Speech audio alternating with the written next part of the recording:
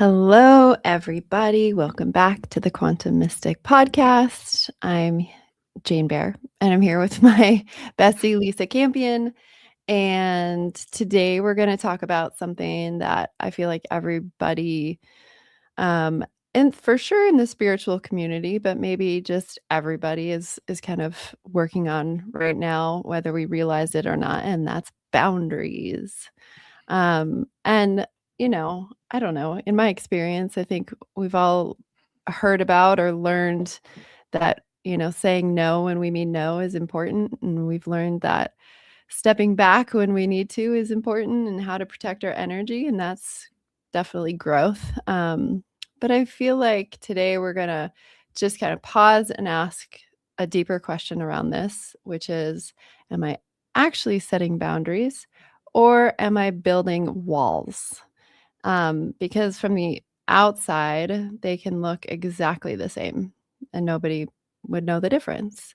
You can say no from a really grounded, clear place, or you can say no from fear, from protection, from lack of trust. And that no it's the same word, but very different energy behind it. And, because it shapes our relationships actually and our opportunities and how open we actually are to life, the energy behind that. So, we're going to look at where our no is coming from today. We're going to talk about how um, I feel like trust can get broken when we build in a response, and why isolation can sometimes feel like a strength, and what it actually means to stay open without really losing ourselves. And it's just about getting honest and looking at ourselves, bringing awareness to ourselves. And so, yeah, let's get into it. Lisa, do you I know that for myself, I often say like I have really strong boundaries, and I feel like I've learned that through having not great boundaries. Like you kind of have to have the Yeah. opposite, especially when I was younger. You kind of have to like weed your way through what that looks like. But what do you think about this topic? Such a good topic. And I just want to really welcome everyone who's here with us live. If you're here with us live, then we want to hear from you in the comments section. We want to hear where you're from. Let us know you're listening. Um, Hi, Ray from beautiful Southern Oregon. Thanks for being here. Yeah, so drop us a line. It's so good for us to know that you're with us and what you think about this topic. Jean, I think it's like for me, like I did sort of the pendulum swing that you talked about in the intro Yeah. of like having no boundaries, growing up in a family that had terrible boundaries, and being very like, I didn't think it was okay to say no. I got myself into a lot of trouble in my earlier life by actually it's like literally not knowing that I was allowed to say no. Right. And then, doing some work and here's Zoom Kitty. Zoom Kitty's here, part of our podcast today. Um, and then I sort of swung the other way, like into boundaries that were so rigid that I was like not letting anybody in. And it took another long time to figure out like what's the middle ground, Right. where's the pendulum's not on zero boundaries or um or totally like super tough, nobody can get in boundaries. Like it took me a long, long time to figure out the middle ground there. And I think a lot of people go through that sort of pendulation, as we swing back and forth as we're figuring it out. Hi, Katrina. Hi, other Jane from Whidbey. I know. My friend Jane. Hi. And Kat, so good to see everybody here. Thanks for being with us. Yeah, pendulum swing. Absolutely. And that's Mhm. probably true with anything when we're learning about ourselves, on this path that we talk about in in the school, is to know thyself. And this is definitely part of it. And I think the pendulum swing definitely is like from, yeah, like you said, having no boundaries, what it feels like to have boundaries, having the like personal power and the confidence and like the self love to say no, but also not coming from a place where we're like our inner child's having a little hissy fit, like, "No, no, no, no," which is fine. Yeah. But it's just about like really understanding and knowing when we're doing that. Yeah, I think for me, it was like I didn't really understand it until I learned the energetics of it, which is like why when I teach empathy students and psychic development students, I work on like energetic boundaries. So, like, literally, like creating a stronger boundary in your actual energy field. Yeah. Cause I had to like feel it that way, Yeah. what that felt like. And I work on like semi-permeable boundaries. If we think about the outside edge of our energy fields, obviously my cat has no boundaries. Thanks, cat. Cats. If Cats don't you're have not good. seeing, there's a tail swishing in front of Lisa's face right now. Sometimes I have the cattail mustache going on. Like I didn't really get it until I learned like that semi-permeable, like the outside edge of your energy field is sort of like a cell membrane or like your skin where it allows in energy that you agree to.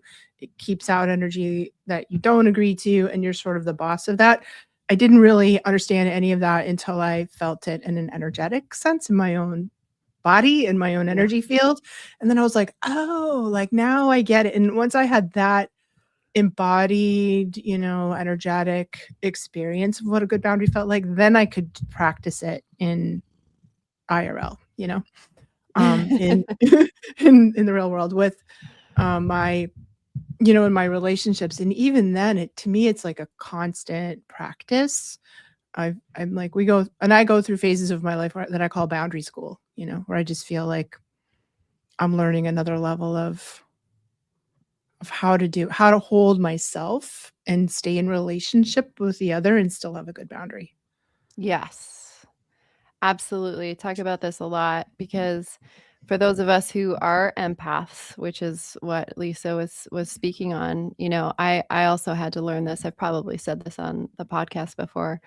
I had to learn this like IRL in real life, like when I was like a kid, because I would just walk into, a big store and walk out feeling and unknowingly, because I didn't have any understanding or language for what was happening, but walk out feeling dizzy and nauseous and literally needing to lie down like in the car to kind of collect myself. And so I learned tools of how to kind of clear that out. But it's so true that when we are empaths, what we unknowingly are doing is spreading our energy so far out. We could be like 15 feet out and just absorbing everybody else's stuff and not know it. And that's really very loose boundaries, that's loose energetic boundaries.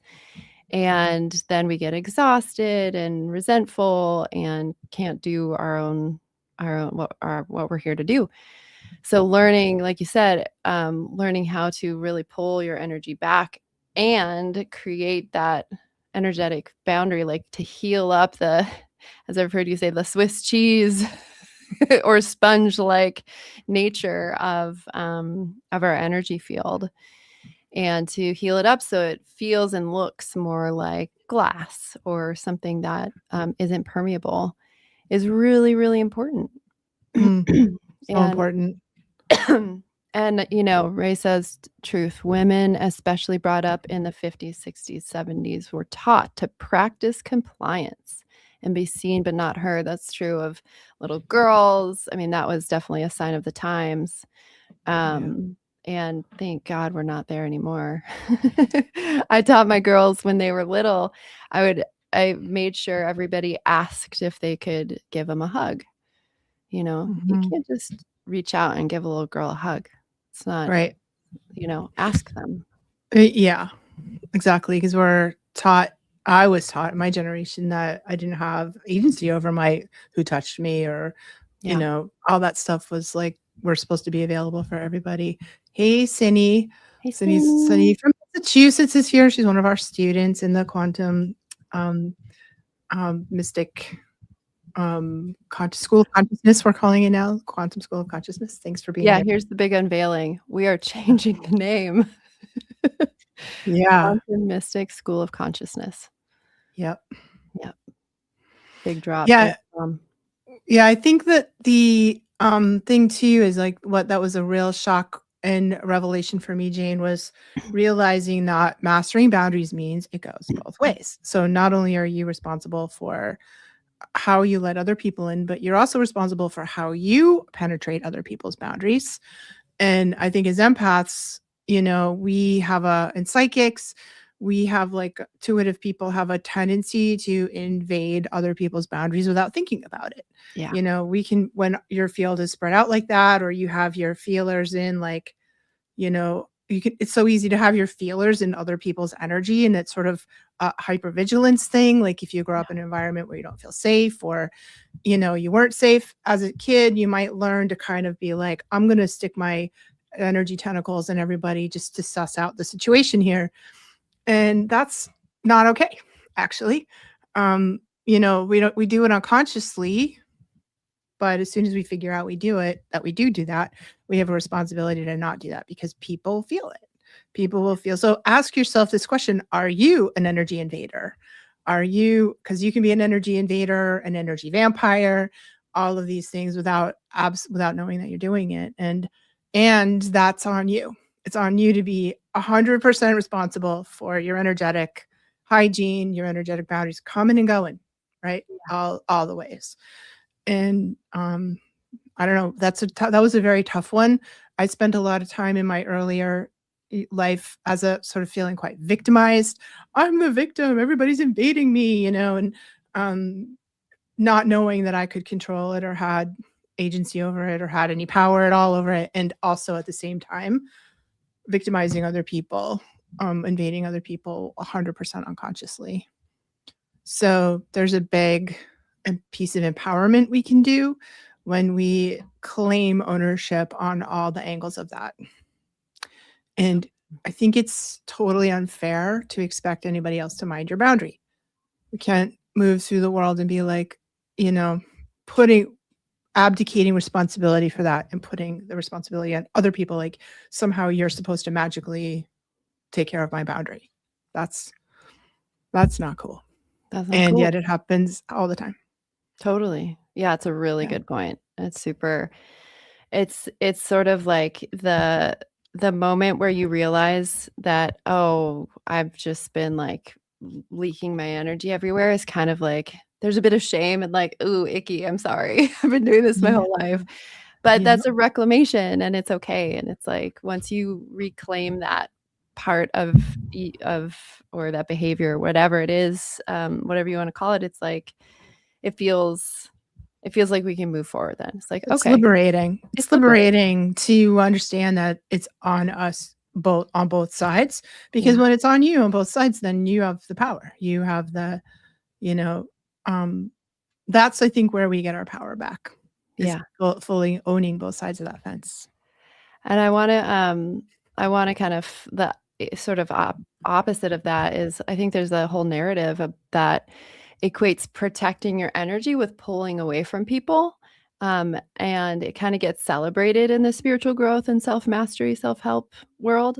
But this isolation can get dressed up in really like sophisticated language. Like I'm just very selective about my energy, and I don't let many people in. And sometimes that's true discernment, and sometimes that's the wall that we're talking about with just good branding.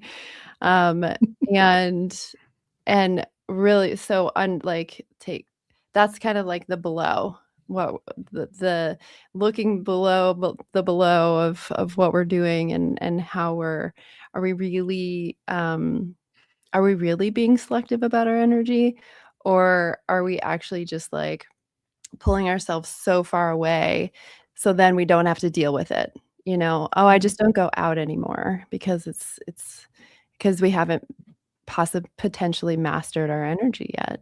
And when we do, we can actually, now I can honestly say I can go anywhere. Like a casino, for instance, which I've been in two. I stayed in a casino 2 weeks ago for an entire week.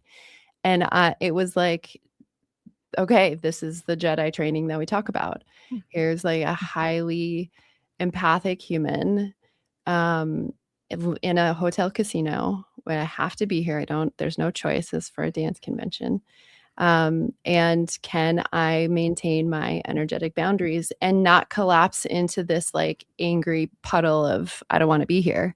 And I successfully did it. I'm very proud of myself. And like, actually, Lisa, you taught me this is I puffed out my compassion.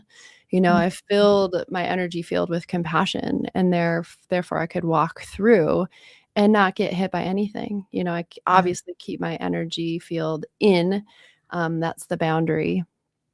But not putting up a wall, because I actually want to be a part of humanity. I love humanity. I want to be in service. And if I'm retracting myself so much going into isolation, I can't be in service. At least. Yeah. I mean, and I certainly have gone through phases like that too. I've been in that, like, I can't leave the house. I can't go to Walmart. I hate being on an airplane. I've been through that myself. And I feel it's partly why I wrote my book, Energy Healing for Empaths, as to share what I learned with other people. And I feel like, part of my mission is to help other sensitives do that reclamation, so that, because we have this horrible catch-22 where we're called to be in service, as you said, we love humanity, we're called to be in service. Yeah. And we can't really do it until we learn these energy management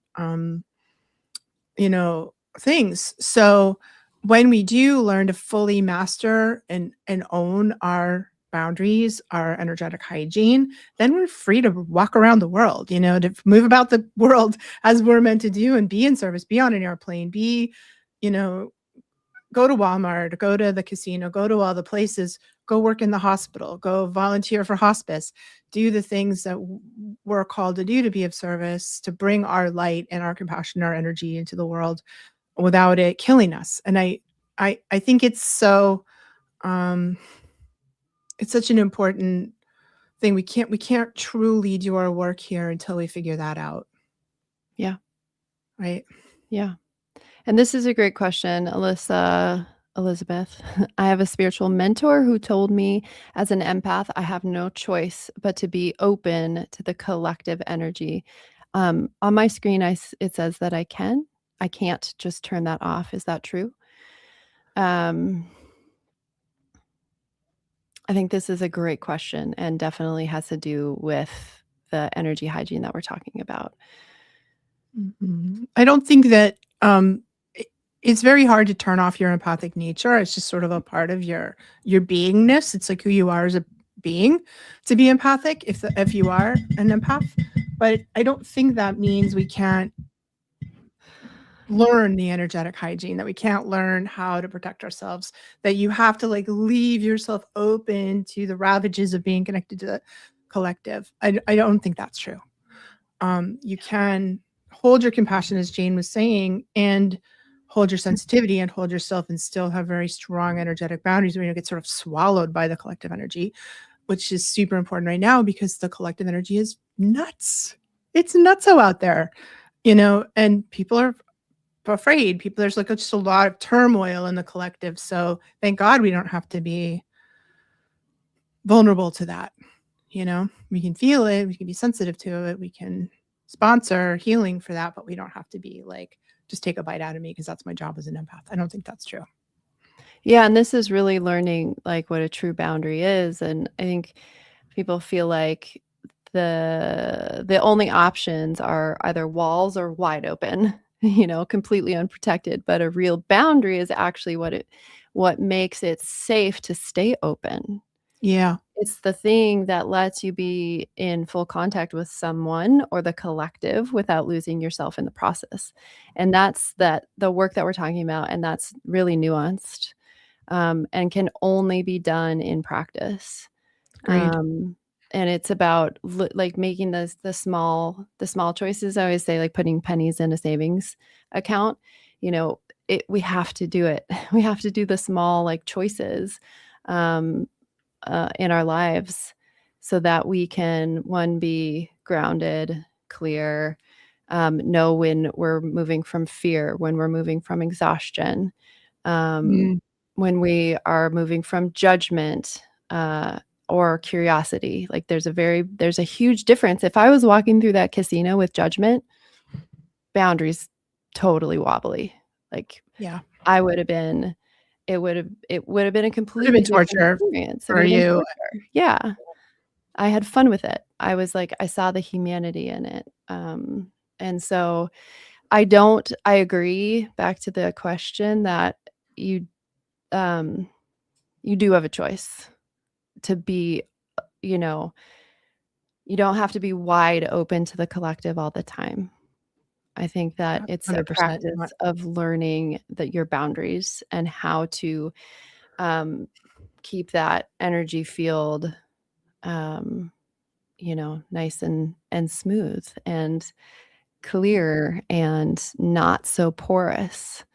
Um, It's a lot so about that doing those reps, like you said, like, it's the Yeah, pennies. You going to you the you gym. use that analogy. I think it's like reps, like Yeah, flexing the muscle, and I loved what you said, Jane, about, intimacy. Like, I don't think we can have true intimacy until we have boundaries, yeah, and as empaths, we really feel like we're intimate c connected, and when intimacy, I don't mean, like, in a sexual way, I mean, like, in a all the ways yeah, that you can be. Close to somebody. And I think as empaths, we often have this feeling of intimacy where we do sort of the amoeba, like blobby merge with somebody, and we feel like that's intimacy. intimacy, And right? it's not, it's sort of like a beginning steps of intimacy. It has some qualities of intimacy, but in my hard won experience, this was a very difficult, painful lesson for me and continues to be a challenge in many ways for me. But that real intimacy comes from staying inside yourself, Yeah, being self in your body, embodied in your own energy, sitting back in your own energy field, and then connecting to another person who is also doing that, right? That's where intimacy, that's like not sort of the beginner mergy version of it. And that was really a shock to me. That was something that I was like, what? There's another way to do that? Like because it feels intimate when you do the merge, but really it's kind of not. It's kind of not. 100%. Yeah, it's loose boundaries, Yeah. It's Seeing like, yourself in another person is not intimacy. yeah, it kinda It's not. becomes codependent in a way, Yep. because our happiness gets based on how the other person is feeling, meaning if we reach our energy far out and we're checking in with how they're doing and they feel good, then we're good. Mhm. That's actually, like, the definition of codependence. It sure is. Yeah. And we're used to that as empaths. I think that's our default until we learn otherwise, you Yeah. know? So when you're back in yourself, you can actually connect with another person in a true intimacy, Yeah. which I really highly recommend. It's much better to do it that way.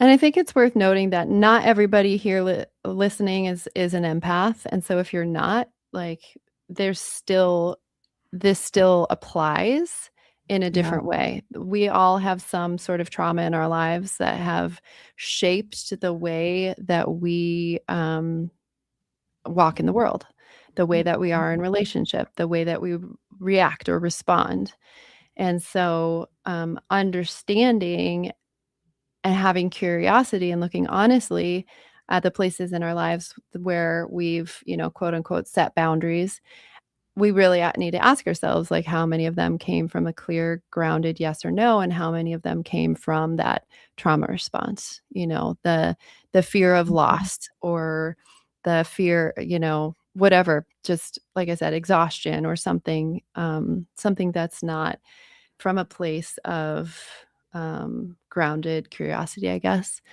And that also talks to what Katrina says, and that she says that was a lesson I got to learn with the convergence of my personal life and mediumship, which is different. but also, not about being an empath. It was interesting to learn the fine details of intention and walls versus compassion. Um, this is its own unique topic, which is those who are mediums or psychics and get information into their field, wow, well, the boundaries with that. And that's, like I said, I mean, Lisa literally wrote the book on this, but it's definitely something that you need to learn for yourself, because I think everybody's map of, and I talk about this to psychics all the time. It's really important to map our own field and know where information's coming from, so that we can set clear boundaries for Mhm. that information. And I've heard Lisa say, like, well, we need office hours. Set the office hours. Say no, it's not Yeah. time right now. Um, but yeah, Yeah, boundaries, I think when you learn good ones, it doesn't matter. It works with everybody. It works with living people, yeah, dead people, spirits, like it doesn't matter. Like it's applicable to the collective, like it's all sort of the same muscle. And when we get that, there's this beautiful balance point um that I get on my good days where, I'm in myself, I'm totally grounded, my boundary is good and I'm still very open and able to deeply connect with other people in a non-guarded way, and that is like it feels so good to get there and to live and operate from that place. And it's just taken me a really long time to figure it out because I had to work through all my stuff to get there. yeah. Yeah. Yeah. Yeah, it's a lot of inner work, and sort of filtering out what our defenses are and what our, like, quick gut responses are to in a situation, understanding sort of a little bit of the why, or just bringing awareness to the fact of our behavior. Yeah. Um, and it really, sort of the heart of this whole conversation is honoring ourselves means that you really know your limits and you can communicate them clearly. And this is true when in a relationship, but this is also true for yourself. We can communicate honestly with ourselves. So we're not like hiding uh in advance because, like, the connection isn't safe between yourself and the world, yourself and the collective, yourself and your partner, Yourself and yourself. yourself and yourself, so that you're never really fully showing up. Yeah. Um, one, like, it's self-respect or it's self-preservation, and understanding where we're moving from in every moment. So, So good. um do we have a number 1 top priority tip or step to creating boundaries? And of course, she's gonna buy your Lisa's book for empaths. Well, Um my top priority step would be to buy my book. Besides that, so you're right on the money there, Alyssa. I think it's the energy management practice of learning how to ground, clear, and protect yourself. I've learned that embodiment practice, and I had to like learn the energetic boundary. So I use like a breathing and visualization technique to do that and practice that over and over and over again. And it wasn't until I strengthened the boundaries literally in my own energy field and felt it in my body. Like I started saying it when we began this conversation, like that, going back to that, I had to do it that way to learn so I could feel it in myself, feel it and embody it in myself physically and energetically before I could figure out how to do that IRL. So I think that I kind of go back to that. So I think that's the step for me. That's what it was for me. What about you, Jane? Yeah, I think there's, like, 2 things that happen side by side, and one is for sure learning energy management, and that's that ground, clear, protect, but also recalling your energies, cutting cords, all the things Mhm. that we teach in the School of Consciousness. And then the piece of doing the inner work, which is, again, to really sit with and be able to watch your own thoughts and your own actions and to say, like, Am I avoiding discomfort right now? Am I avoiding to be seen? Am I avoiding to be hurt? Am I like we have to do this work so that we can come into alignment with how our what our actions really are about, um, and maybe what we're scared of, or what is below the below, and what am I doing to protect? Am I protecting myself? And then when we have that knowing of who we are, and we've kind of sifted through all the yuck and all the stuff, maybe not all of it because I don't know if we ever get all of it. it's pit. I don't know if We we get ever to get enough all of of it. it. I think we get to enough of it We then. get to a place where there's some space and there's some reprieve and there's like it's not fully the driver, behind the wheel. That's where we can kind of flip it, and we can begin to understand about trusting ourselves, Yeah. um, and trusting that we can handle discomfort, and trusting that we can speak up, and trusting that we'll say no when we're like the no is in alignment and it's coming from clarity and not fear. So I think it's a bit of I think it's a bit of both. And the tip or step, I mean, just day by day, you start with the energy hygiene for sure. I would say that's number one. Yeah. But both of these things we do again, shadow work. This is all year 2 in the School of Consciousness. And speaking of the School of Consciousness, we are enrolling a new cohort starting in June. So if you're interested in finding out more about it, hop over to our website, quantum-mystic.com, and check it out. It's a really, really, really special school. We're here to help you do that inner work, to give you a place, a container, a cohort, a schedule, it's exercises, like it's a full, complete program. That because I think it's super hard to do it on your own. It's Yeah. really difficult. The school provides that support, that container, that process. Really super if you're looking for your spiritual community or tribe. If you're watching this, listening to this, you know what it's like to be around me and Jane. You get the vibe of it, and we just go really deep into inner work, working in year 1 through the conscious mind. We work through the chakras. We just to really understand, know thyself. Year 2, we go deep into shadow work, even more into the subconscious. In year 3, we're working with a super conscious mind and understanding the universal laws. It's really good stuff. So if you feel like you want to know more about it, hop over to our website and check it out. You'll just have an opportunity there to jump on a quick call with either Jane or I to talk about whether it's right for you. Well, that's nice, Cindy. Cindy says, who is a student in our school, by the way, that these women will guide you on the road to home. So true. We are there for you. So we only open this cohort once a year, and this is it. So come and join us if you're feeling the call. Yeah. Yeah. And it's worth saying again, we really do give a process. We give sort of a step by step.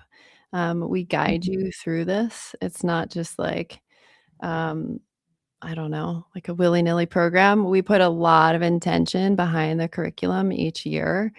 And I would say, because of